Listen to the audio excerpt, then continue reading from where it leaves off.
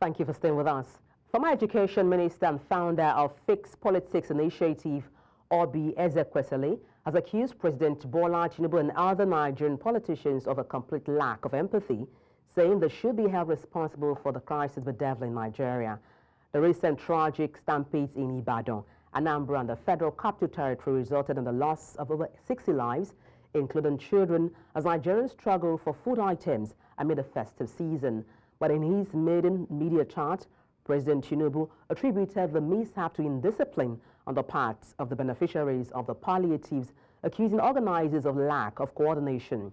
But criticizing the president and other Nigerian politicians for impoverishing the people, Ezekwesili said they should be held responsible for the tragedies.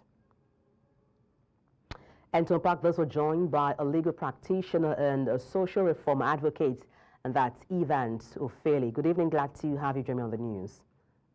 Good evening to you. All right, let me kick off by asking what your assessment is of the former education minister that says that the president lacks empathy for apprehending organizers of the event that resulted in a stampede. Well, from the interview that the president granted, that is quite very clear that the president was not, he didn't act like a president. He didn't speak like one whose citizen had just died as a result of an avoidable accident. Now, Oby Ezekwesili has just accentuated the remote cause of that. The remote cause of the government, really. I mean, we know how the policy or the lack of policy intelligence has affected the welfare of the citizens. Even when the government is supposed to exist for the citizens, it's not so in our country. So, but the immediate cause to this is the fact that those who organize that were not careful enough. I mean, the duty of care they owe beneficiaries was not dispensed, and that is what led to that accident. And after that, you had repeated accidents, in different parts of the country. Even when the first one happened, the people who organized the second one didn't take precaution from the first one, and then the third one happened. The people who organized the third one didn't take precaution from the second, and it just became bizarre. The issue is that first, we know that people are suffering and they are, hungry and all that. And then government is supposed to come in between that gap. It's even the government that is supposed to be distributing this palliative in the first place to rescue its citizens from poverty.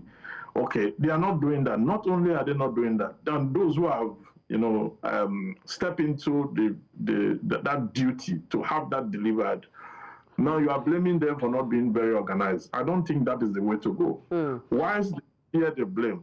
It is important that we appropriate the issues clearly. First, the duty of care that is required was not dispensed. That is true. Now, what the government ought to have done was to stall that to ensure that the second occurrence does not happen. Now, the second one and third one happen under this watch of the same government. So if we have to blame anyone, wholesomely, we'll blame the government first before we even blame those who organize this event, because the security and welfare of the people is supposed to be the primary purpose of government. That's what the law says. Just to chip in there, Mr. Ufeli, just to chip in there, talking about the government, how do you think they should have reacted to this? How best should the government have reacted to this? When the first one happened, the police, Inspector of Police only made expression to the fact that people should be careful, people should organize themselves well. Those who want to give out palliative should do that in an orderly manner. That is, he just made a statement. He didn't deploy, he didn't sensitize even his men across the country, across all police stations and across all divisions, across all commands, so that those in those sub-units will, ensure that wherever, because we have over 16,000 police stations in Nigeria. I mean, that place where all these incidents happen, you will be surprised that many of them happen a stone throw away from a police station or one law enforcement agency or the other. You understand? So that they were unable to arrest the situation and tame it and nip it in the bud.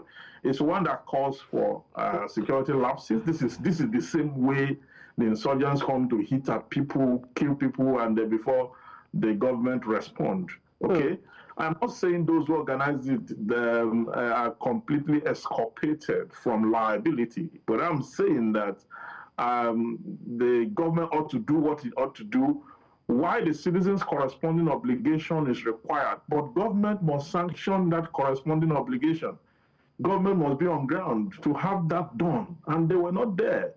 So when you have such kind of crowd, it is difficult to control. Even those who organize this event do not even have the capacity to control the crowd. They lack the strategy, they lack the competence. Most times, the crowd will even overwhelm them and and the president talked about his own palliative, how he has been given for the past 25 years, and then nothing happened, and the rest of that. But I don't think that is the answer to the question. Just to chip in. Just to chip in there, apologies, Mr. Ufeli. Let me bring us to memory what happened in February 2024, where the Nigerian Customs Service was distributing or selling at an affordable price bags of rice. And we saw what happened then. People, as a result of the stampede, lost their lives. And we didn't see any investigation or anybody held to ransom. I'm talking about those within the Nigerian Customs Service being apprehended for that unfortunate incident. Now, looking at this incident where we have organizers of events like this being apprehended because of stampede activities as a result of, palliatives being shared, would you say the government is being fair when its body did similar exercise? They were not apprehended, but then these set of people are being apprehended. Would you say the government is being fair in its dealings? That is the double standard we talk about. There are two sets of laws in Nigeria. The one written against the ordinary citizens and the poor, and the one for the government. I mean, somebody did that, organized that of custom, and all the things that happened, we didn't see any prosecution. No one was indicted, prosecuted, or convicted throughout the process. Now, the case of the former queen, she's been detained until now, and I have seen the charge sheet. They prefer the charge sheet, and they're accusing her for murder. That couldn't have been murder. The best you could do is to charge her for involuntary murder, which is a manslaughter. But you see how they are going about it. They are going about it the very wrong way. And I do not think that intention to kill was, what was in between that action or that act of charity. I don't think so. So even the police have no clarity on the criminal laws of this country. The government itself, the attorney generals of states, I do not know what they do. I don't know how well they advise their governors. And I don't know how to really appropriate this. I think we're in a very bad place in this country called Nigeria. And I think that people should not, people who are trying to help, how be it that they made mistake along the line. And this is not to be insensitive also to those who lost their lives and their families. But I'm saying that they should give it a human face and see how, this matter can be handled without victimizing, those who are trying to do charity for the larger society. Mr. Ufeli, now looking ahead, going forward, do you think there should be a body set up for standard procedures for events like this, where you have, say for instance, a crowd of 1,000 people? How many security operatives are needed? A crowd of 5,000 people. Do you think a body needs to be set up to come up with precautionary procedures when organizing such crusades or sharing palliative activities? No, I don't think a body should be set up. I think maybe they should pass a legislation to that effect, and the state should do that. The state House of Assembly should pass a legislation to that effect, and perhaps they could use one of the ministries already existing, maybe the Ministry of Women Affairs or Humanitarian Affairs or whatever. There is one ministry, really. There is also the Ministry of Youth and Social Development. That ministry can also be used.